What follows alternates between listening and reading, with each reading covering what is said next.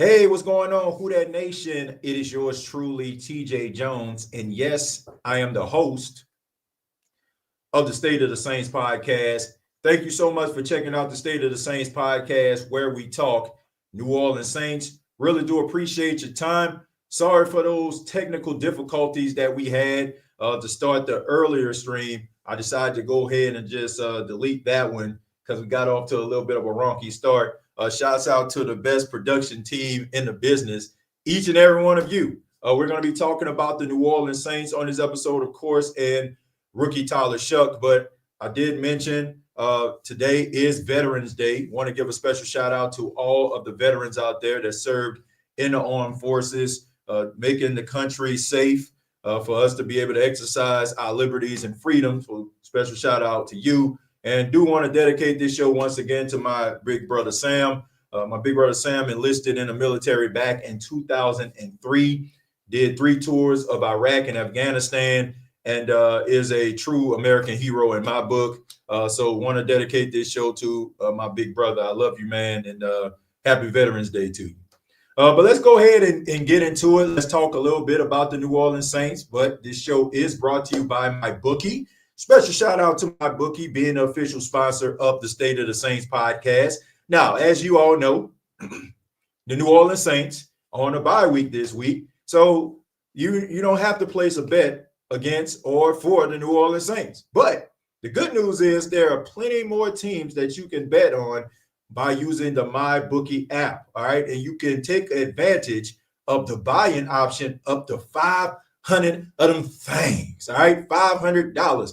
All you have to do is use the promo code SAINTS, all right? Use the promo code SAINTS. But let's go ahead and get into it, talk a little bit about Tyler Shough. Tyler Shough has been a toast of the town around the city. Everybody has been talking about Tyler Shough. Everybody has been excited, going back, watching the tape, watching the all 22 of Tyler Shough, wheeling and dealing all over the field, back to pass, slinging that thing. Y'all know what I'm talking about, man. Has the New Orleans Saints fans super excited about what they're actually seeing. You got some Saints fans jumping out of the window quickly saying that this guy could possibly be the franchise quarterback. Whoa. I said, whoa, slow your roll, man. I mean, at the end of the day, I understand the excitement of the Who Dat Nation. I get it. I get why Saints fans are excited. Let's just keep it a buck. Y'all know how we do it here on the State of the Saints podcast. And by the way, hit the like button. Put them thumbs up, man. Get them thumbs up. There we go. Boom, boom, boom, boom, boom, boom. Get them thumbs up, man. Get them likes up. Y'all know what it is, man. Subscribe to the channel. But look, I get why Saints fans are super excited about Tyler Shough. I get it. I get why, because it's been a hot minute since we've seen the New Orleans Saints look credible at the quarterback position. Everybody has been looking for the last couple of years for that true successor to Drew Brees. Everybody, right? Everybody has been looking for that because Drew Brees played the quarterback position at the highest point. He was an elite quarterback. And some of the things that Tyler Shough showed in the game versus the Carolina Panthers had Saints fans excited. But it also speaks to how desperate the New Orleans Saints fan base is for some type of stability at the quarterback position, some type of standard at the quarterback position. But look, I can understand why Saints fans are getting excited about Tyler Shough. I mean, he showed really good footwork in the pocket. He extended plays and also played the playmakers that the Saints have on their team looked like they were up to the challenge, and he was able to get the ball into the hands of those guys. And not to mention, not just guys like Chris Olave, but he also connected with 7 other receivers, right? I mean, that's Drew Brees type stuff right there. We all know about that classic Sunday night game where Drew Brees threw 4 touchdowns to 4 different undrafted guys. We know about that, right? But at the end of the day, we got to let this thing marinate. We got to let this thing cook.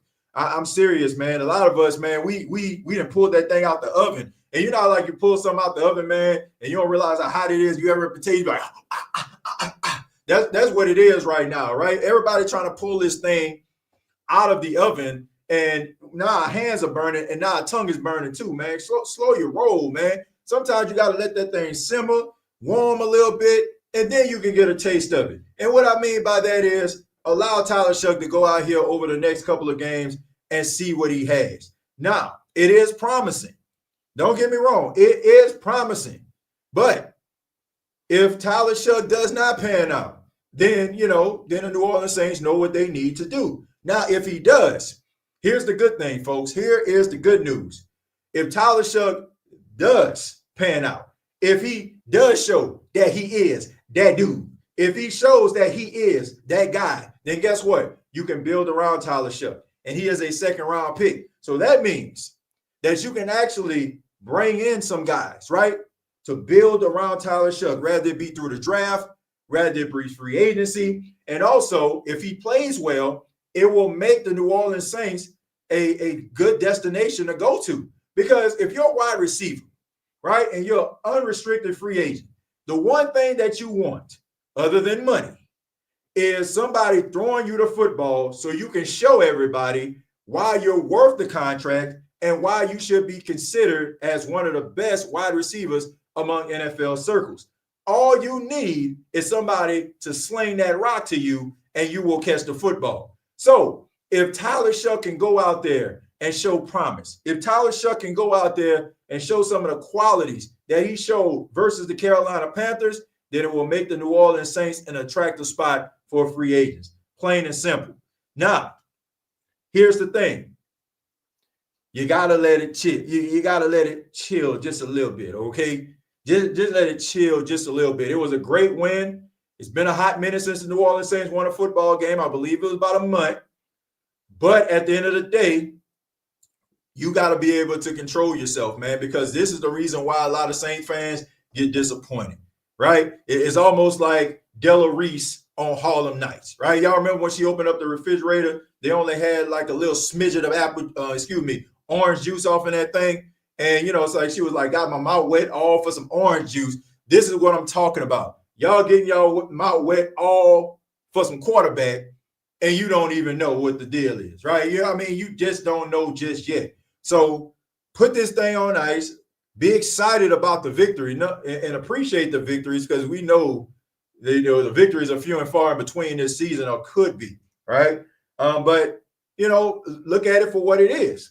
And also just appreciate if this young kid goes out there and he's developing right before our eyes. So, I like what I saw, but at the end of the day, I'm not ready to draw a second line for a guy who had 282 yards and 2 tutties. It was impressive to see somebody improvising plays and extending plays and climbing a pocket and all that kind of stuff. But let's pump the brakes. Let's pump the brakes. All right, we're gonna go ahead and go to the comments real quick.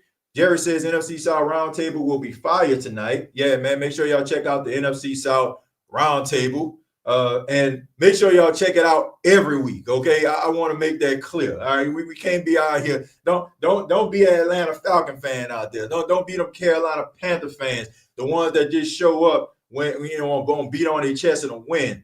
Wins, lose, draws. Make sure that you're in that thing. I'm not talking to you, Jerry. Clearly, you there every week. But I'm talking about those that are going to be showing up tonight. All right. We can't be grandstanding. We can't be hot dogging, right? We got to make sure that we are still pounding the drum for the New Orleans Saints win, lose, or draw. But make sure that y'all come over to the NFC South Roundtable. It's always entertaining when I link up with my guys, Clay Berto and my boy James, man. Make sure y'all come on through.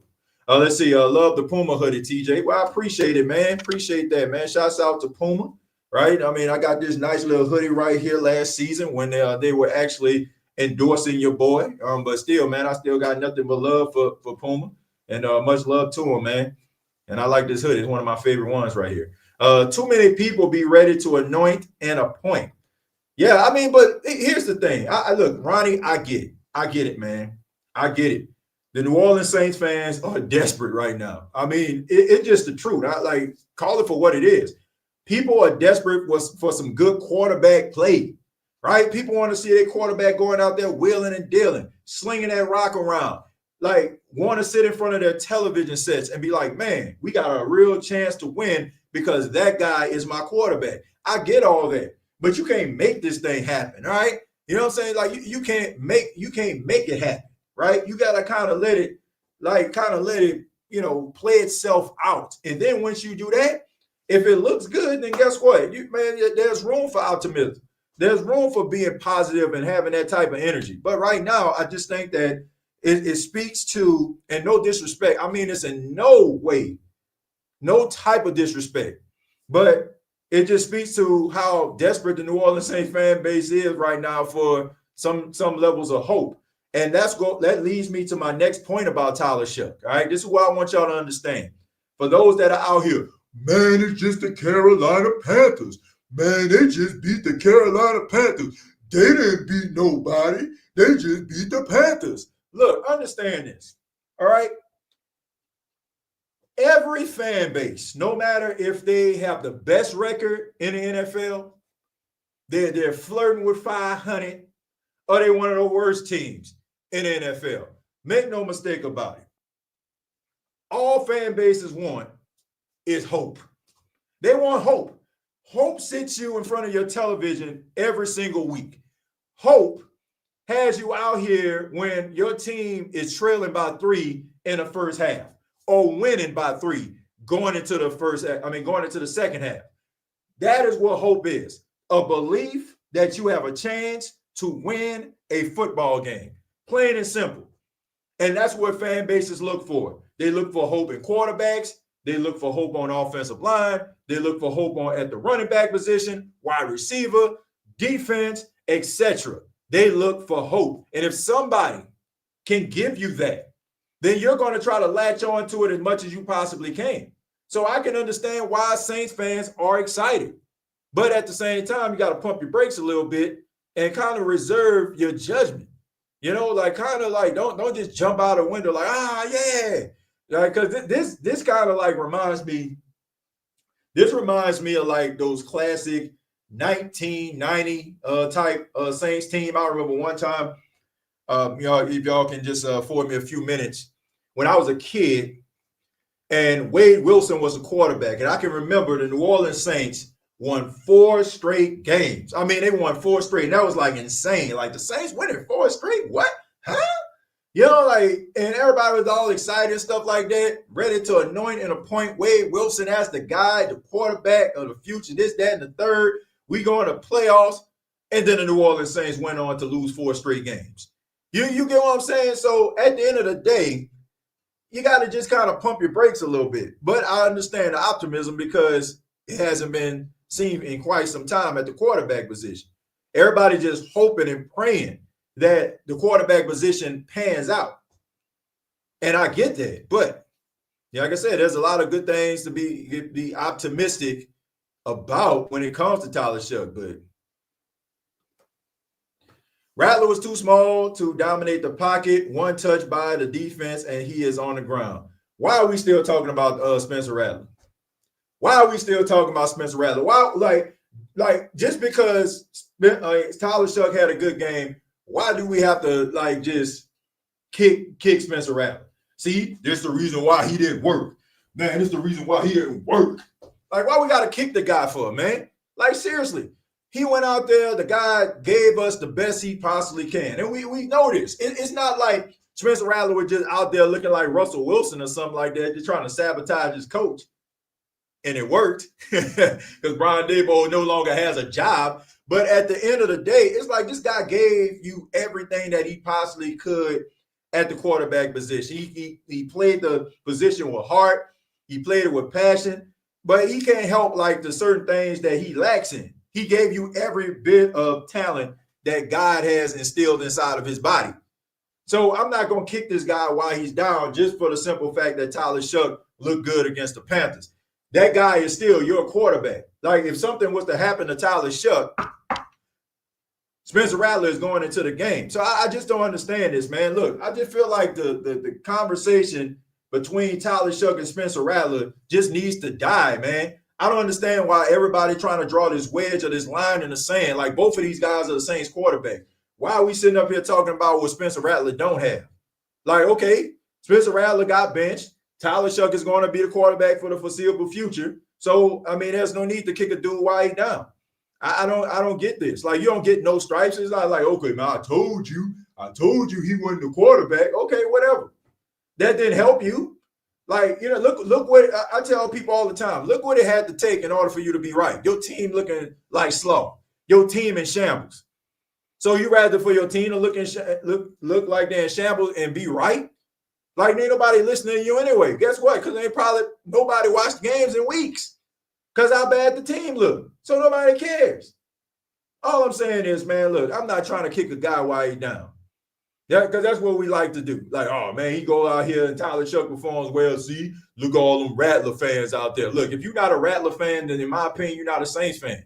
If you're not a Tyler Shough fan, then you're not a Saints fan. Plain and simple, because both of those guys played for the New Orleans Saints. Ain't no line in the sand. I'm not a fan. Like, look, when people say I'm a Tyler Shough fan or I'm a Spencer Rattler fan, that's with all due respect, I mean this. That's a dumb statement. Why? Because it's like you're saying, I root for this guy over here, not this guy right here. Like, you root for the Saints. Like, regardless, like whoever the quarterback is, whether it's Shough, Rattler, Hayner, or whoever they decide to be the quarterback, that's your quarterback that you're hoping that can put it all together to help you win a football game so you can feel good for the rest of the week. Plain and simple. What about this fandom right here? Like, oh, I'm a Tyler Shough fan, Spencer Rattler fan. Like, man, come on, man. I'm a fan of both of these guys. Whoever the quarterback is. Spencer Rattler in the game, I'm a big up. I'm a big up him. I'm going to try to, talk him up. I'm going to try to look at things that he does well. People want me to sit up here and bash the guy. Why? What would that benefit? What would that benefit? He's a young, inexperienced guy with minimal talent around him. And you see certain things and certain qualities in him. So, yeah, I'm going to talk about that. Now, some people would say, oh, it's hypocrisy of the highest level. But let me tell you why it's different. Because some people will say, well, you were talking about Derek Carr. Derek Carr is an 11-year veteran who was with the New Orleans Saints that should have elevated or been able to elevate talent around him because of the simple fact of him being a veteran in the league and been around for a long time. Tyler Shough and Spencer Rattler have a total of, 3 seasons of the NFL combined, collectively. So, yes, I am going to look at those 2 guys differently. 3 guys differently. So I don't feel like it's any different. But at the same time, I wanted Derek Carr to win. I never just sit up here and say, man, I wanted Derek Carr to lose today. No, I did not. I so understand people being excited when Rattler was 1-14 and Shough wins his second second game. Then hope is alive. I had fun watching Shough Sunday. Yeah, I mean, I can understand why people are excited too, but bringing up Spencer Rattler's record and kicking a guy while he's down, like, what's the point? Like, what do you gain from that? I get the excitement and everything that surrounds Tyler Shough. Like, I was excited looking at, him play too, and him climbing the pocket and making plays.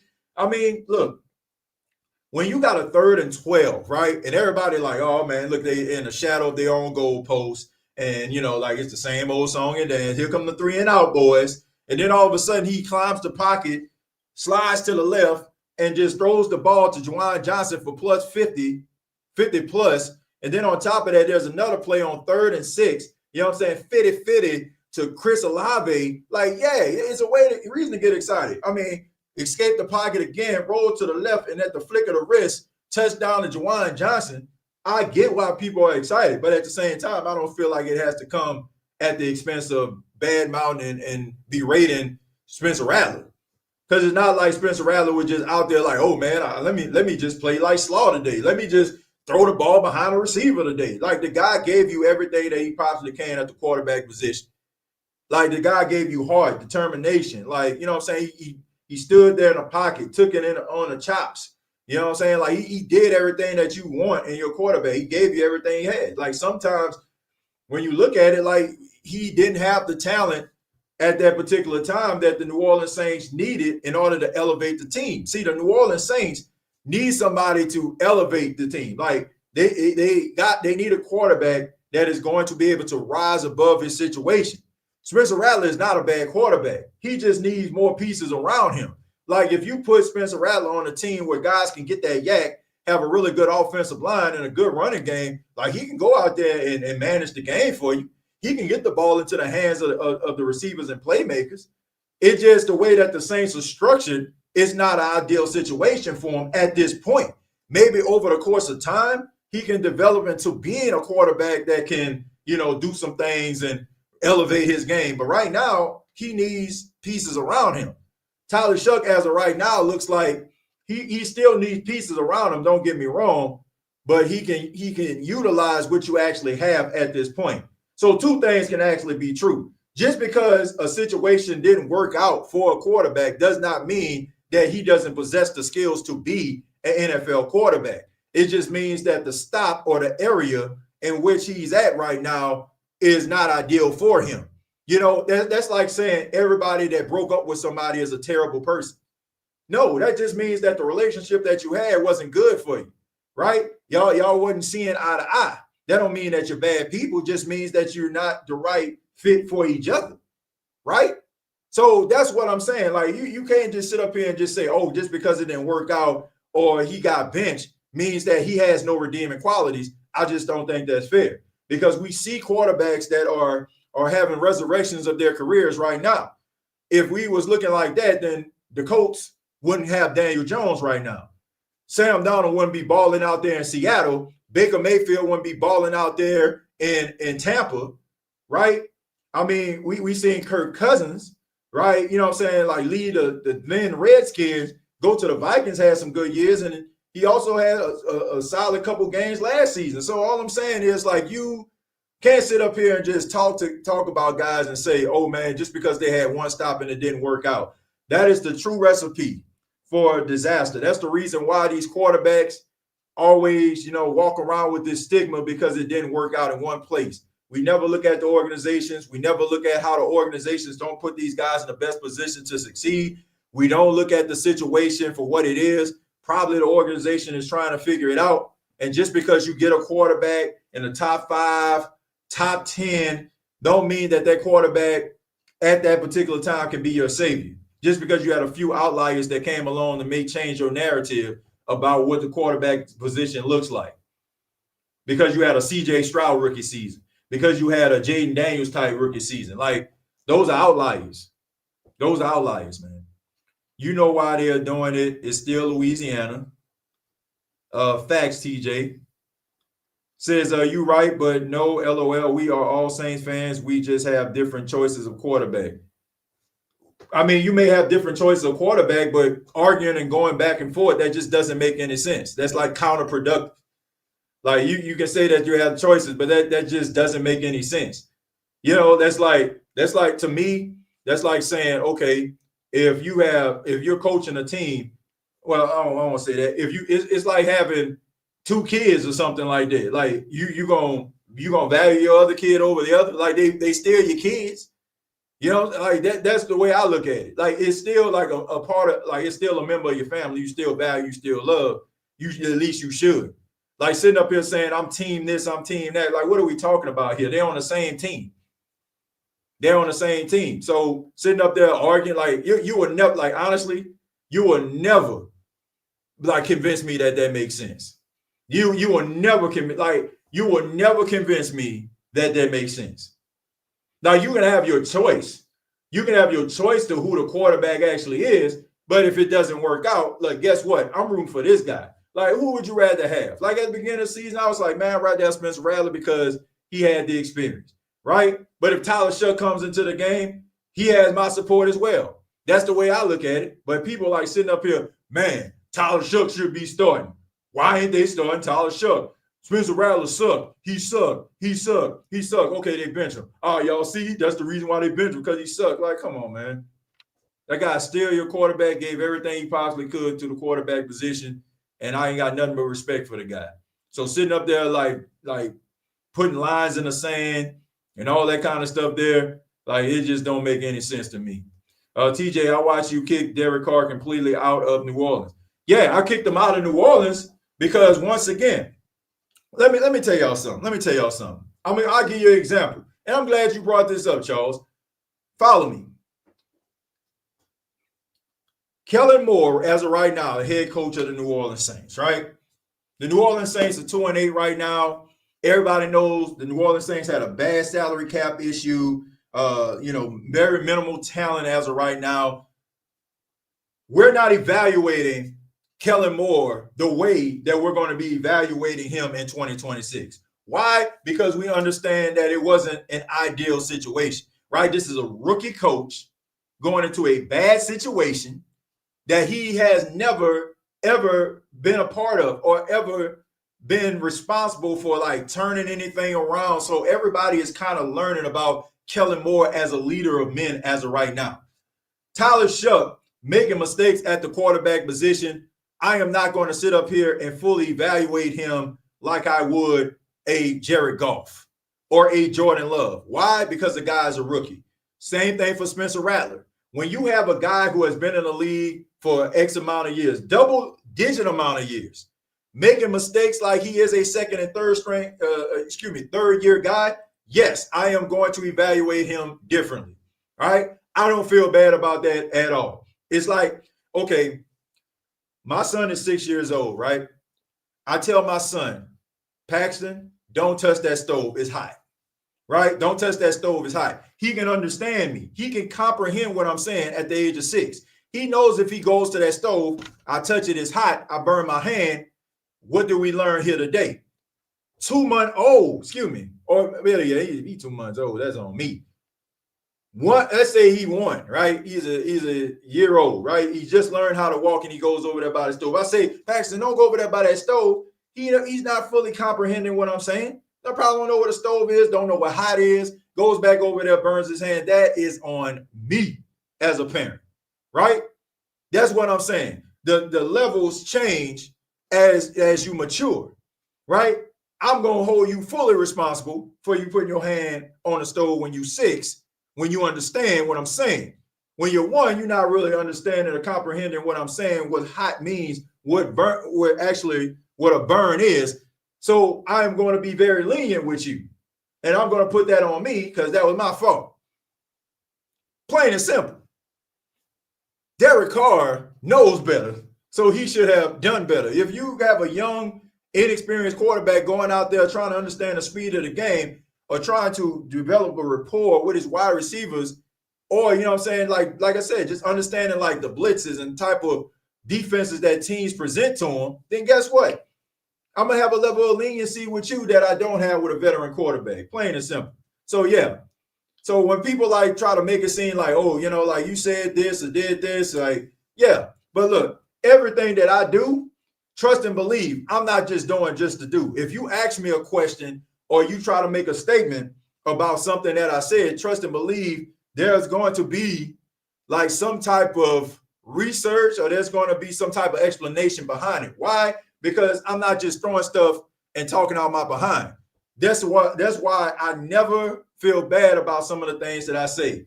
Some people will say, well, you said this, you said that, yada, yada, yada, but there's always justification as to why. Number one, because I know some of y'all, and I'm not saying you, Charles, but I know people. People watch your content for the most part just to try to see you stumble over your words, to try to see if they can find some type of contradiction in what you're actually doing. Because that's all I see, for the most part in comments. Outside of the great people that's always talking about they enjoy the show, and I appreciate that. But there's always individuals in the comments talking about contradictions because that's what most people, like to do.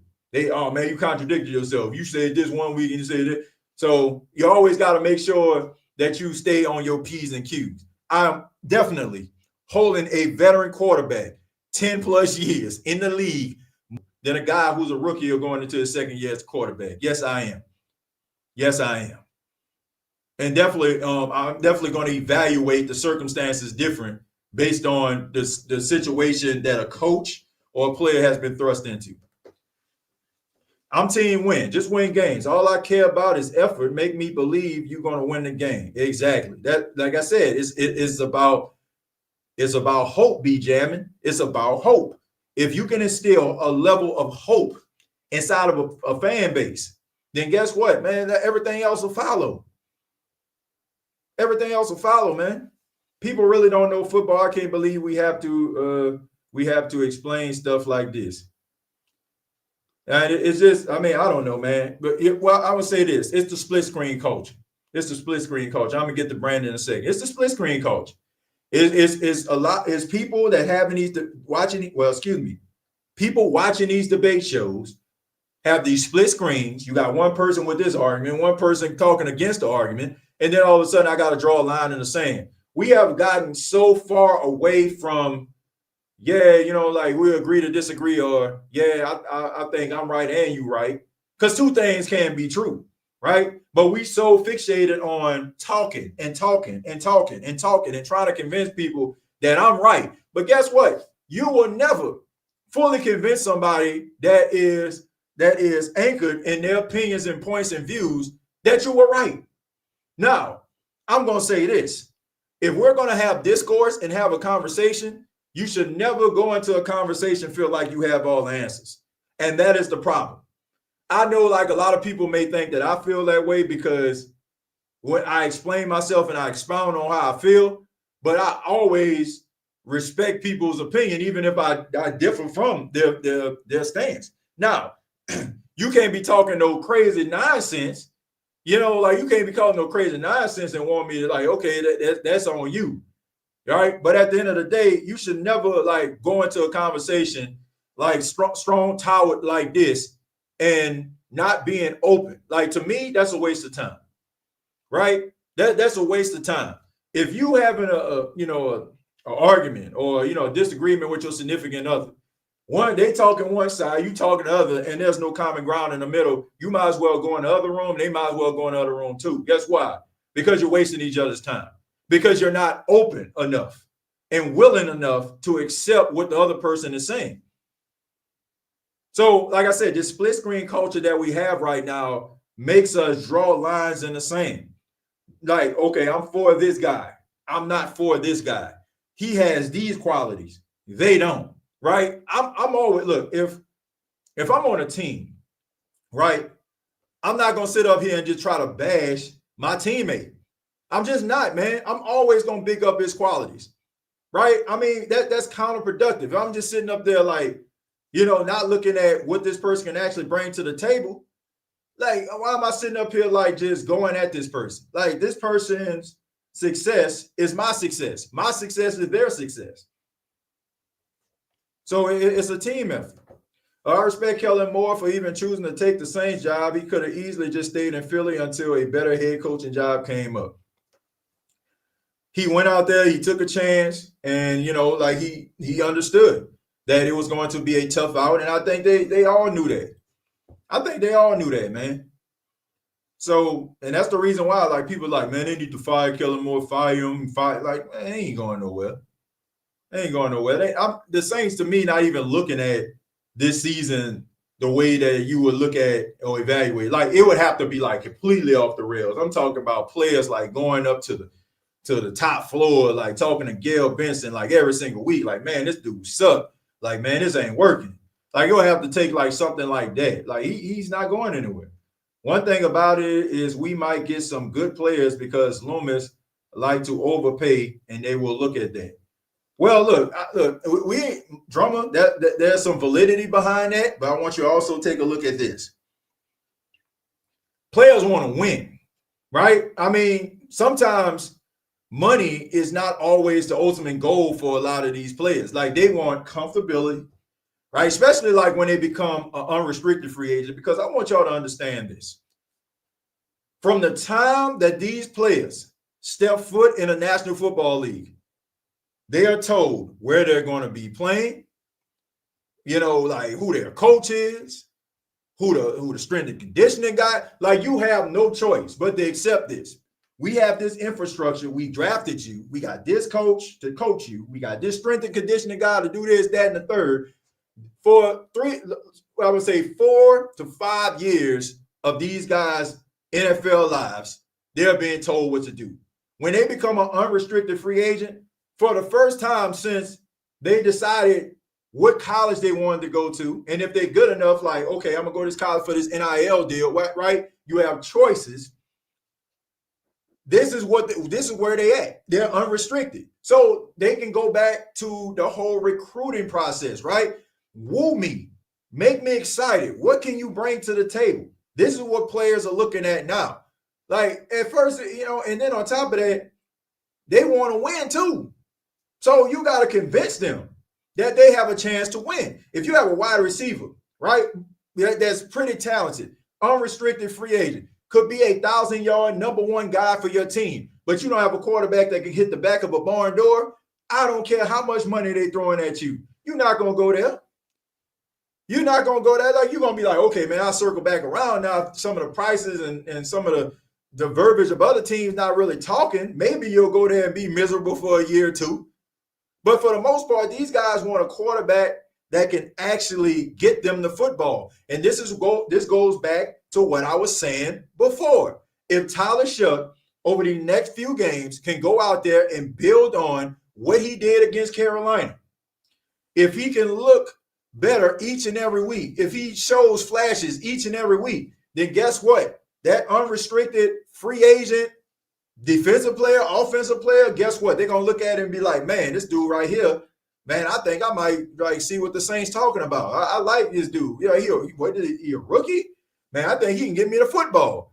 It's going to give guys, I guess like it's going to open their eyes to what the possibilities could be if they were to join the team. But if you don't have anything to offer, except, I don't know, some money, that's cool. But, bro, you can have all the money in the world, but if you're miserable, you're going to be miserable. You're going to be rich and miserable. So, I mean, at the end of the day, man, you have to understand this is a recruiting process once these guys become unrestricted free agents. Let's talk about how bad Bryce Young is. I mean, man, I thought he would be that dude in Carolina. Two, I hope Tyler works out. I'd rather draft a playmaker. Imagine having a playmaker, tight end, wide receiver, running back. Drizzy, you're absolutely right. I ain't never going to say nothing bad about Bryce Young because Bryce Young gave us all what we wanted, which is he was the main reason why they fired Dennis Allen. So I would never say anything bad about Bryce Young. I think that the guy is talented. I think that he does possess certain skills, but at the end of the day, I just think that, his height sometimes plays a role. Also, I think he's in his head, and allow me to, help you to understand what I'm saying. When you are being told certain things like you're not good, you're a bust, you're the #1 overall pick, there's a lot of pressure that comes with that. Right. And I just think sometimes when things don't go his way, he gets in his head.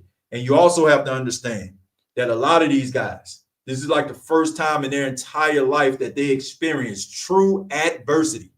Do you understand what I'm saying? This is the first time in their life they really experience true adversity, because when you're in high school, you're the best player in the state. You're the best player on the field. You go to Alabama, surrounded by the greatest players in the country, coached by the greatest coach in the game. Y'all get what I'm saying? So where's the adversity in that? You don't really experience true adversity. Maybe in a bowl game or something like that, chips, back against the wall against Georgia or something. But for the most part, you gonna dominate the game, right? You gonna win by 3-4 touchdowns. But when you go to the NFL, you're #1 overall pick. You're going to the worst team more times than not. You're going to the worst team in the NFL. Probably fired their coach last season. Excuse me. Let me turn this up. Probably fired their coach last season.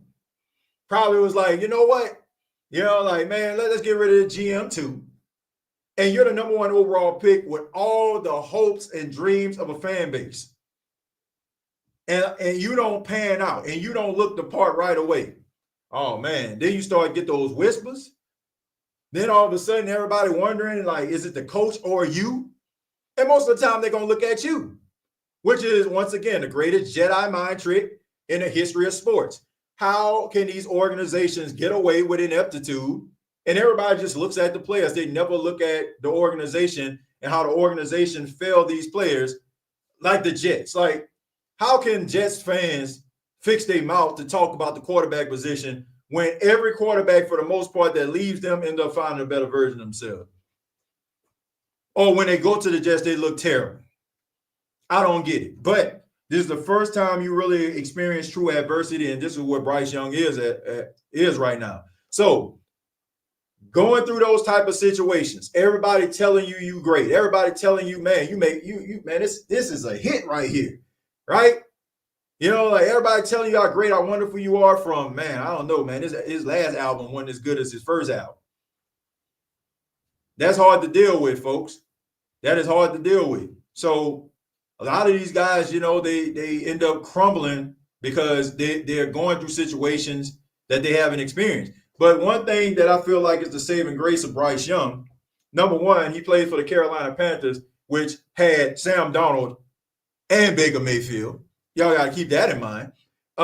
And number two, he shows flashes of greatness from time to time. So it's in him. If it was never shown, then I can be like, okay, man, there ain't nothing there. But he has games where he'll ball out, throw for like 3 or 4 touchdowns. Most of them are against the Falcons. You know, like he definitely dominates the Falcons. But all I'm saying is, you know, like if it wasn't in there, if it didn't exist, if we never seen it, then I would be singing a completely different tune. But yeah, it's in there. I just think that you know, you just going through an adverse time where you're really dealing with adversity for the first time in your entire life, and you know, it's up to you to decide how you want to approach it. Are you going to sink or are you going to swim? Let's see. I agree. We ran him off. Laughing my behind off. Says, I thought he was a spoiled brat, but as someone that knows football, no offense, horrible line, he didn't have a damn chance. Yeah, I mean, but just wasn't very good either. I mean, average at best. And my thing is, you're going to pay a guy $100 million. Like, you want a guy to be above average, and he wasn't. No Shucks Given album coming soon. Hey, man, you got to let it marinate a couple of weeks before we put them albums out. Because some people are like, man, I ain't trying to hear that. We don't need Kyler at all. If they try to make a play for Kyler, nope, I will not watch the team. Yeah, if they try to go after Kyler Murray, man, like, they need to get this. They need to get these guys out the front office for real. Well, they need to get them out anyway. Let's make that very clear. I'm not flinching when I say that. Mickey Loomis still needs to be gone because I feel like he is definitely, you know, tearing down his franchise, and a victory over the Carolina Panthers is not going to change that. I don't care what anybody says. I still think that this front office is just as delusional as they always been. And like I've been saying, and I'm going to continue to say it. Mickey Loomis, the only way that he's going to survive if he has a coach that can rise above his bad decision making and terrible general management. That's what I'm saying. That's the only way. Tell him to get out the way, let him look the part, let him carry his little backpack around and with his suit on, and you know, look the part. And nobody cares about what he's been saying for the last couple of like 10, 15 years, like it was when Sean Payton was the coach. Like it's like I don't care what anybody say. I don't care. I don't care how Tyler Shough look. I don't care if Kellen Moore end up being the next Bill Belichick. Guess what? Dude still need to get up out of there. TJ, you better jump off that Shough train. It's pulling off. You said I better jump on that Shough train. Excuse me, jump on it. Look, I'm reserving my judgment, man. Like I said, I'm excited about it, and I'm glad that the Saints got the win. But you know, I'm not like I'm just taking it week by week. I'm taking it week by week, and that's not me saying that I don't think he's gonna work out. I just rather wait and see. I can't imagine Shough on a top 5 roster in the league. We have he just threw for 282 touchdowns, could have had 3. With a bottom 5 roster in NFL as a rookie in his second start is madness. How good?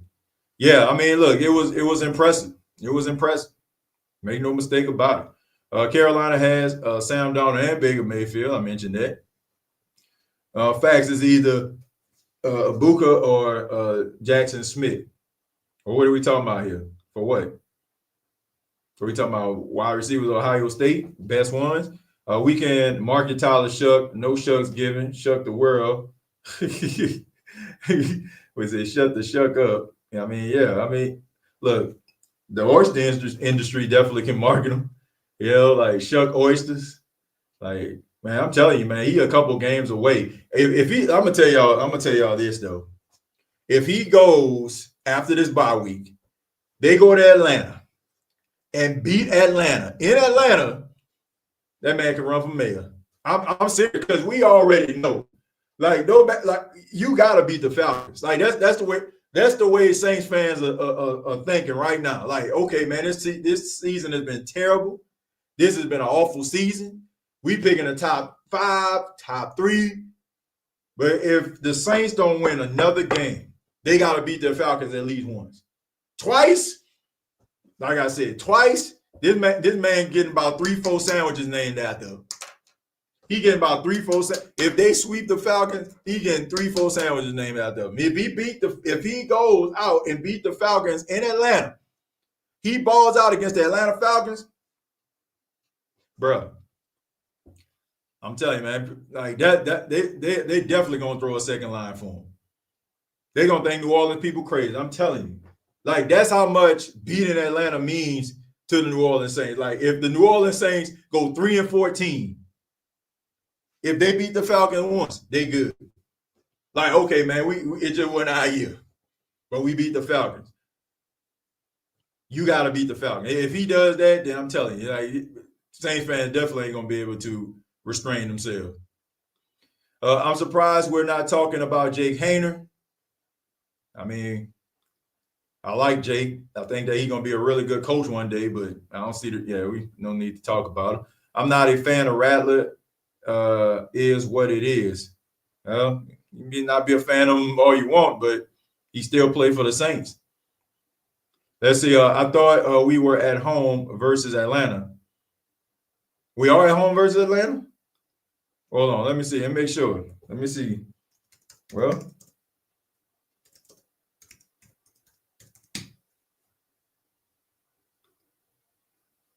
let's see. November 16th, Mercedes-Benz Stadium let's see. Okay, it is in New Orleans. I'm sorry, my mistake. But if he goes out and he goes to New Orleans, all right, and they in a home game and they beat the Atlanta Falcons, bruh. Thank you. I appreciate that, man. Look, I ain't have the schedule right in front of me, but y'all get what I'm saying. If he goes out and he beats the Atlanta Falcons, then I appreciate that. Y'all know it better than me, man. Like I said, I just look at it was on a bye week. I look at the schedules. I know the next game they played was the Falcons. I just didn't know if it was at home or away. No, they come home to the Dome. I appreciate that. Say hello to the biggest Falcon troller in the world. I like to pride myself as a pretty good one myself. Let me tell y'all about riding the Dove train versus riding the L train. Kool-Aid can't get cooked all game versus the Falcons. TJ, let people be happy. Damn. What do you mean let them be happy about what? Let them be happy about what? What did I say that didn't garner people being happy? Like, what did I say? Now you want me to sit up here and say, oh man, man, it's the great man, the Saints they about to win the division now. They about to go to the Super Bowl. Like, man, everybody happy and they excited about what they seen from Tyler Shough. But like I said, man, like I don't know, man. I'm just not one of those people like that just gonna sit up here and just lie to kick it, man. Like it was a great performance, but it's something that you definitely can build on. If he continues to build on it, then great. But I don't know, man. That's probably why I'm an acquired taste. Because maybe if I was like, I don't know, maybe if I was a little bit more delusional, I think that maybe my numbers will be higher. He beat the Falcons twice. I'll ship one of those sandwiches up here to the PNW. Look, I'll tell you, man. Look, if he does that man can run for mayor. We at home, TJ. Said we got you, TJ. I appreciate it, man. Look. If he balls against Atlanta, we crowning him. Yep. I'm telling you, if he balls out against Atlanta, he gonna be presidential status in New Orleans. Y'all leave TJ alone. That comment was funny though. Said let people be happy. Yeah, man, be happy. But man, shoot, at the same time, man, I ain't about to sit out here jump out no window like that. J Live, we get it, buddy. You hate Rattler. I don't know what he did to him, man. Rattler, let me see. TJ, don't mind J Live. He is a big Jake Hayner fan, and he wants him to be a quarterback one. Well, I mean, look, with all due respect to J Live, that ship has been left the dock. I'm talking about when the Titanic left the dock. That was about, what, 1919 or something? That's gone, bro. TJ, I like that small window look, like you, the neighbor, walking by and hollering at us. What up, fam?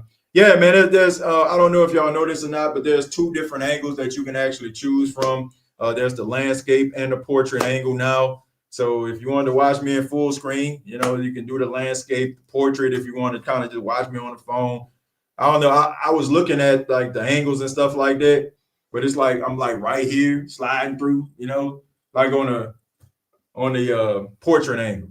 Like if I can get too close, but like with the landscape angle, it's like wide angle, so you'll be able to see me. But it's like people like that's on a cell phone. But I feel like it was a little bit too close. Tyler pulled that off. I'm leading the second line. Y'all gonna see me all over social media. Yeah, man, that they're gonna have a second line for that boy. Let's see, Mad Drummer, we don't care. TJ Shough finna put up 30 on the Falcons. If he put up 30 on the Falcons, if this man go out here go 3-4 touchdowns against the Falcons, telling you, man, they're gonna be like, man, we got our guy. I think sitting on the bench helped him. And if the defense played like we probably don't see Tyler Shough, is not a knock on him. I'm just saying. Well, look, the way Tyler Shough was playing last week, I think it inspired the defense. If you're a defensive player, like, man, I don't care. Like, if you play on the opposite side of the football, let's just say if you played offense and your defense ain't stopping nobody, dudes be talking. Like we ain't like about to go out here and just throw you under the bus to nobody, but you be on the sidelines talking like, like, man, this dude, man, I don't know, man, this boy can't stop nobody, right? It's like what Chase Brown did with the Cincinnati Bengals. Like what he said to the media is how dudes be talking on the sidelines, right? But if you see a guy out there wheeling and dealing, and you see him out there slinging a rock, like, like he moving around the pocket, evading pressure, throwing the ball down, or like, oh snap. Okay, man, we got something here. Let's go out here and ball out, right? It gives you that extra juice. Now, sometimes it's just not your day. Like, I don't care. Like, you just go up against a team, run up against a buzzsaw, and you just end up getting absolutely skunked. But at the end of the day, most of the times guys rise to the occasion when they feel like they got something that they're actually playing for. How do I switch from landscape to portrait on YouTube? That honestly, that I don't know. That I don't know. All I know is it's kind of like a new angle that they had for. It's like a new angle that they actually had for the for StreamYard. And I'm actually trying to adjust it right now because I'm like, what do I do? I think I made a mistake here. All right, but anyway, yeah, it's like this new thing that they have. We'll take a few more, then we're going to go ahead and get up out of here. It says, like I said, good quarterbacks elevate those around them. That's true. That's true, man. But, I mean, there's nothing wrong with a quarterback that need pieces around him. I mean, ain't nothing wrong with being a game manager. It says, we have to start playing bump and run. If not, we cooked. The thing that excites me about Shough was that he seemed poised and in control of the offense. Didn't look nervous, just made plays. Yeah, he didn't. He didn't, man. Like, he looked like he belonged, and it was like completely different. Like from the first week when he went out there against Tampa, when that boy was sweating, you know what I'm saying? Like a preacher about to come to a close. Some of y'all know what I'm talking about, the ones that go to that Baptist church. Like, he went from that, and I think that Rams game kind of helped him too. And I also think it kind of helped the Saints because the New Orleans Saints were on the field. They weren't on the field very long. So it's not like Carolina had like this game plan to go up against Tyler Shough. They went into the game just being as puzzled as they were as when he just went into that Tampa game. Like, they didn't know what to think of because the Saints weren't on the field enough. Nothing wrong with a game manager. I agree, but you can't want the game manager as your long-term solution. Well, look, I mean, game managers have gotten multi-time contracts, like Ryan Tannehill, game manager. Brock Purdy, game manager. Alex Smith, game manager. You know, they're game managers. So I mean, you can build it all depends on how you build your team. Let me use the example of Ryan Tannehill. Ryan Tannehill was a game manager, but what did Tennessee have? They had a really good running game, right? I agree with you. Like, he can't be the lead singer, right? He can't be the lead singer, but you can give him some parts, right? You can give him a talking part. Like you think about, on Boys to Men, right? I mean, you had your three guys that sing, and then you had your bass guy who was out there. Baby, I love you. I appreciate you. Much love to you, baby. You know what I'm saying? Like, everybody know who he was. You know what I'm saying? Like, look, he wasn't the guy out here that was leading the songs, but at the same time, he was just as impactful, little talking parts, in between the song. So all I'm saying is, you don't necessarily need to be the lead singer. Like, you ain't got to be David Ruffin. You can be Otis Williams, but you're still a part of the group, but you have to be able to build something around them. You got to be able to build around these guys, right? You got to be able to build something around them. That's what it's all about. Like, you got to have a team that's structured. You can win like that. Do we consider Flacco a game manager? Yeah. I consider Joe Flacco a game manager, but here's the thing. There are different types of game managers. There are game managers that people aren't looking to go into the game to neutralize or stop, but if you take them for granted, they can ball out. That's a Joe Flacco. Then you have guys who are game managers. It's like, we ain't worried about him. You know what I'm saying? He might end up throwing a couple touchdowns today, but, man, I'm more concerned about this person, right? That's a Ryan Tannehill. Like, Joe Flacco is a little bit more of he's a game manager, but like I said, he's like a top tier game manager. He's like a top tier game manager. Eli Manning was a game manager, one of the best. Yes, that's a good example right there. Eli Manning, an elite game manager. There are like average game managers, below average game managers, and like I said, they got elite game managers. Like, to me, Jared Goff is an elite game manager. Like, he's an elite game. Tell him where he needs to go with the football. Like, you got pieces around him. Like, okay, I'm gonna check this down. Like, he's an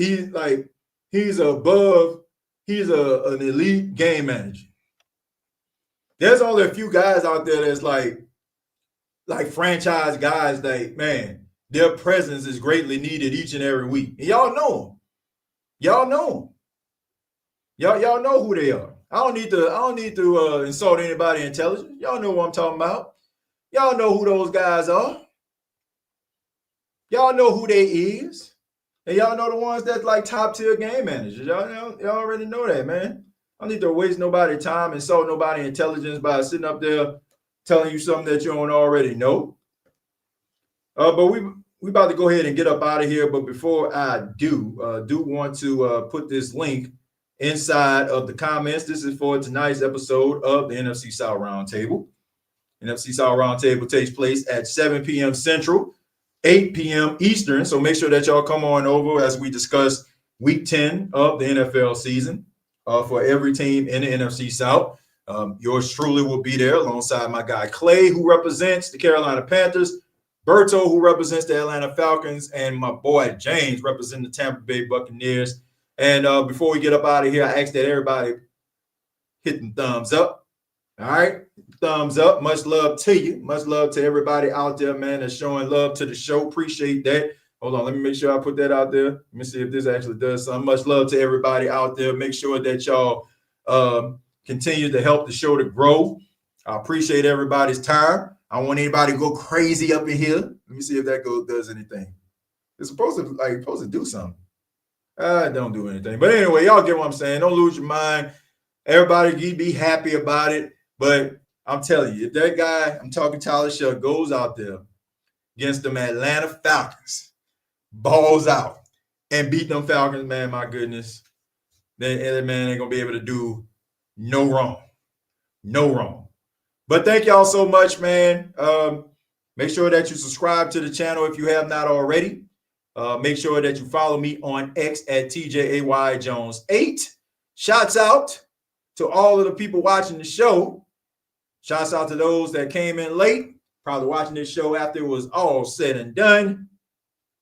Shouts out to them after show boys. Shouts out, shouts out, shouts out, shouts out, shouts out to them after show boys. Shouts out, shouts out, shouts out, shouts out, shouts out to them after show boys. They be tweeting and be posting, they be tweeting and be posting, they be tweeting. Yeah, them after show boys. They be tweeting and be posting, they be tweeting and be posting, they be tweeting. Yeah, them after show boys.